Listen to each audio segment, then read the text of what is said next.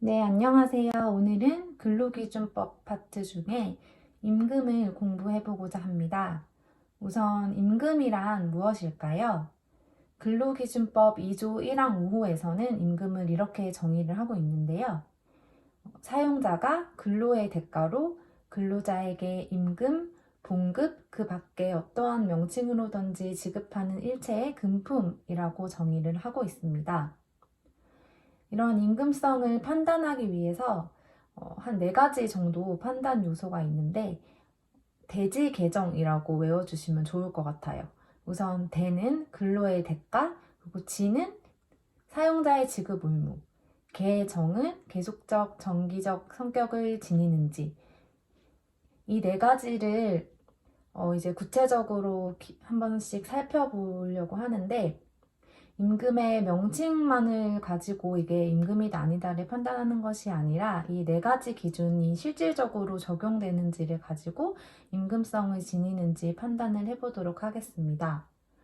우선 근로의 대상이라는 것은 그 기업에 받은 금품이 근로의 제공과 직접적이고 밀접한 관련이 있는지를 따지는 건데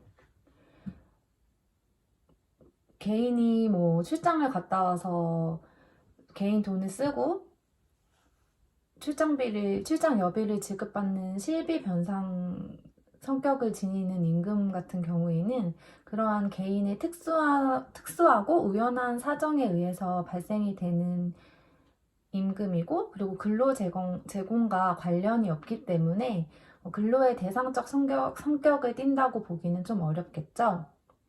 그리고 다음으로는 사용자의 지급 의무 부분입니다.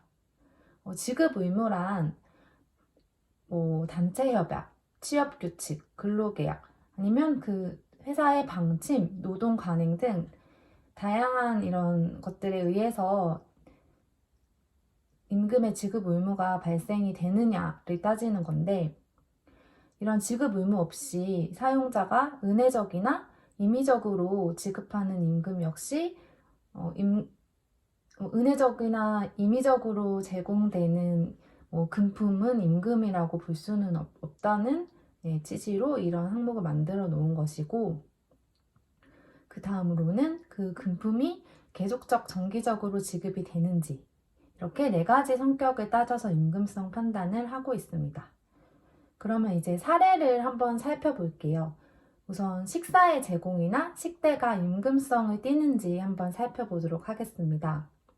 우선 식대 같은 경우에는 근로의 대가이기도 하고 이게 개인의 사정에 따른 임의적이고 은혜적인 것으로 볼 수도 없고 임금의 성질이 띈다고 보통 판단을 많이 하는데요. 그러나 이제 식사를 하지 않았을 경우 근로자가 식비에 상응하는 현금 등을 받지 못할 경우 그럴 때가 있겠죠. 그럴 경우에는 이 사용자에게 지급 의무가 없다고 판단이 되어서 이것은 복리후생을 위한 것이라고 봅니다. 그렇기 때문에 다시 정리하자면 식대는 기본적으로는 임금의 성질을 띈다고 할 수 있지만 식사를 하지 않은 직원에게 식비에 상응하는 현금 등이 지급되지 않을 경우에는 그 사용자의 지급 의무가 부정되기 때문에 임금성이라고 볼 수 없다라고 정리를 해주시면 되겠고요. 다음으로는 성과급, 상여금 부분을 살펴보겠습니다. 우선 임금성을 부정하는 입장을 보자면 성과급 자체가 근로자의 개인의 실적에 따라 달라지는 부분이 있기 때문에 근로제공 자체의 대상이 아니다. 그래서 임금이 아니다 라는 입장이 그 과거에는 주를 이루었다면 최근 판례에서는 성과급에 관해서 임금성을 긍정하는 그런 입장으로 점점 바뀌고 있거든요. 우선 영업사원의 예를 한번 살펴보자면 영업사원 인센티브 같은 규정이나 회사의 방침이 존재를 하고 그리고 영업활동 역시 그 영업사원에게는 근로의 일부이기 때문에 근로 자체의 대가인 것도 인정이 되고 그리고 정기적으로 계속적으로 지급이 된다면 그 인센티브 자체도 임금성이 있다고 판단할 수 있다는 입장입니다. 그리고 만약에 이런 인센티브가 임금이 아니라고 볼 경우 그 근로자에게는 임금이 없다고 판단이 되고 또 그에 따라 퇴직금도 받을 수 없는 사례가 발생하는 불합리한 결과를 초래할 수 있기 때문에 최근에는 이런 정기 상여금 같은 경우에도 임금성을 긍정하는 입장으로 많이 바뀌고 있다고 합니다. 그 다음에는 선택적 복지 포인트 부분인데요. 대기업의 그 자사의 쇼핑몰이라든지 대기업이 아니더라도 오픈마켓과의 협약을 맺어서 복지 포인트를 제공하는 경우가 종종 있는데요.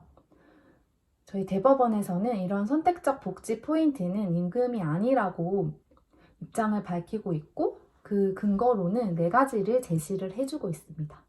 우선 1번 근로복지기본법에서는 임금을 복지와 임금성을 철저하게 구분을 하고 있고 두 번째 선택적 복지제도의 연역과 도입 경위를 살펴보자면 사실 옛날에는 복지수당같이 임금성을 띈 수당이 나가기도 했었는데 이를 이제 보다 발전시키고 그 근로자 개개인의 욕구를 충족시키고자 새로운 기업복지제도가 구축이 된 거라서 굉장히 그 2가지는 구분된다고 보고 있습니다. 그리고 3번째는 이런 선택적 복지 포인트는 사용처가 제한이 돼 있고 그리고 임금이라고 명시도 되지 않고 그리고 사용자, 근로자의 양자가 서로 이게 임금이 아니라는 것을 인식을 하고 있다는 것입니다. 그리고 4번째 역시 이러한 복지 포인트의 배정을 지급으로 평가할 수 없다는 입장을 가지고 있습니다. 다음으로는 통상임금을 한번 살펴보도록 하겠습니다. 통상임금은 시행령 6조 1항 보시면 그 의의가 정확하게 나오는데요. 제가 읽어드릴게요. 시행령 6조 1항을 보시면 사용자가 정기적, 일률적으로 소정근로 또는 총근로에 대해 지급하기로 정하여진 금액이라고 정의되고 있습니다. 통상임금을 저희가 언제 많이 쓰냐면 보통 해고, 예고 수당이라든지 저희 연장근로, 야간근로, 휴일근로 할 때 가산임금을 산정을 할 때 기준임금으로 작용을 하고 있습니다. 그렇기 때문에 실무에서도 특히 가산임금 산정할 때 통상임금을 많이 물어보시고 사용을 하고 있으니까 잘 알아두시는 게 좋을 것 같습니다. 이렇게 통상임금의 판단 기준에 대해서 2013년 대법원이 가브로토텍 전원합의체 판결을 내림으로써 좀 종합적이고 구체적인 판단 기준이 나왔는데요. 우선 이것도 4가지가 있어요. 저는 소정일고라고 암기를 하고 있는데 우선 1번 소정근로의 대가인지 이거는 제일 본질적인 판단 기준입니다. 그리고 2번째는 정기적으로 지급되는지 3번째는 일률적으로 지급되는지 4번째는 고정적으로 지급이 되는지 그렇지만 이 뒤에 제가 얘기했던 정기적, 일률적, 고정적 기준은 2차적 기준이기 때문에 이건 객관적인 성질을 바탕으로 판단을 해야 합니다. 그럼 하나씩 제가 설명을 해드릴게요. 우선 1번 소정근로의 대가인지 우선 소정근로가 뭘까요? 소정근로란 소정근로시간에 정한 근로입니다. 저희가 계약서를 쓰죠. 보통 1일 8시간 근무를 하시는데 그 시간에 하도록 정하여진 근로 그리고 그 근로를 통해 지급하기로 약정한 금품 이게 소정근로의 대가라고 보시면 됩니다. 그렇기 때문에 그 소정근로 시간을 초과한 초과근로 수당 같은 경우에는 통상임금에 포함되지 않겠죠. 그리고 2번째 정기성 같은 경우는 정기성은 일정한 간격을 두고 계속적으로 지급되는 것을 의미합니다. 꼭 한 달에 한 번이 아니더라도 일정한 간격으로 지급이 된다면 통상임금이라고 볼 수 있겠습니다. 그리고 3번째는 일률성인데요. 일률성이라 함은 모든 근로자가 지급을 받는지 또 일정한 조건을 가진 모든 근로자가 지급을 받는지를 바탕으로 일률성을 평가하고 있습니다. 2번째 말씀드린 일정한 조건 같은 경우에는 근로의 대가와 밀접한 관련도 있어야 되고 그리고 고정적인 조건이어야 되겠습니다. 그리고 4번이 고정성인데요. 고정성은 추가적인 조건과 관계없이 당연히 지급이 확정돼 있는 금액이라고 보시면 됩니다. 만약에 저희가 하루를 근로를 하고 퇴사를 했어요. 그러면 하루 근로함으로써 하루의 근로의 대가로서 당연히 확정적으로 지급되는 최소한의 임금, 이거를 이제 고정성을 갖춘 임금이라고 보시면 됩니다. 즉, 지급 여부와 지급액이 사전적으로 확정되어 있다는 의미입니다. 그럼 고정성 판단이 문제된 구체적 사례들을 하나씩 살펴보겠습니다. 우선 근속기간에 연동하는 임금은 근속기간이라 함은 소정근로의 대가이기도 하고 일률성과 고정성이 충족이 되는 부분이기 때문에 통상임금이라고 볼 수 있겠습니다. 그리고 두 번째로 근무일수에 연동하는 임금을 따져보겠습니다. 근무일수에 연동하는 임금 중에서 이제 두 가지로 볼 수 있는데, 근무일수에 따른 일할 계산을 할 경우에는 일할 계산을 한 경우에는 다 고정적이잖아요. 지급 여부와 지급액이 확정되어 있기 때문에 고정성이 인정되고 이게 통상임금으로 볼 수가 있고요. 하지만 일정 근무 일수를 충족해야지 받을 수 있는 임금이다. 이것은 저희가 이제 일정 근무 일수라는 그 추가적인 조건을 성취해야지 받을 수 있는 급여이기 때문에 고정성이 부정된다고 보시면 되겠습니다. 그리고 근무 실적에 연동하는 임금도 있을 수 있겠죠. 근무 실적에 연동하는 임금 역시 실적이라는 추가적인 조건을 성취를 하여야 지급되는 임금이기 때문에 고정성이 기본적으로는 부정이 됩니다. 그러나 내가 아무리 못하더라도 최하 등급을 받더라도 일정액이 지급이 된다면 그 최소한의 한도의 임금만큼은 통상임금이라고 볼 수 있겠습니다. 다음으로는 평균임금을 한번 공부해 보도록 하겠습니다. 저희가 평균임금 같은 경우에는 퇴직금 산정할 때 제일 많이 쓴다고 보시면 되겠는데요. 평균임금 역시 근로기준법에 규정이 되어 있어요.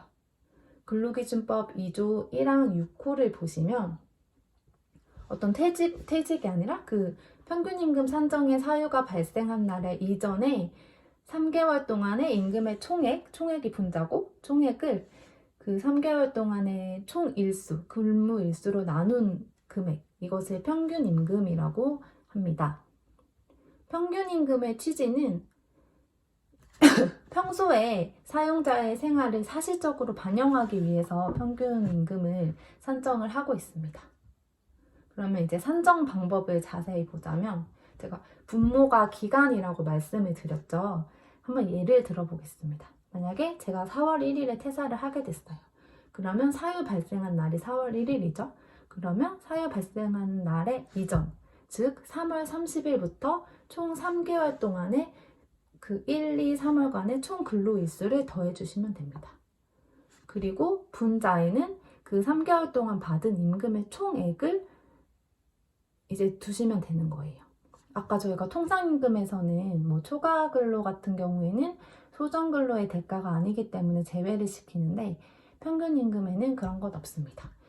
맨 처음 배웠던 근로기준법 2조 1항 5호의 임금이라면 다 더하시면 됩니다.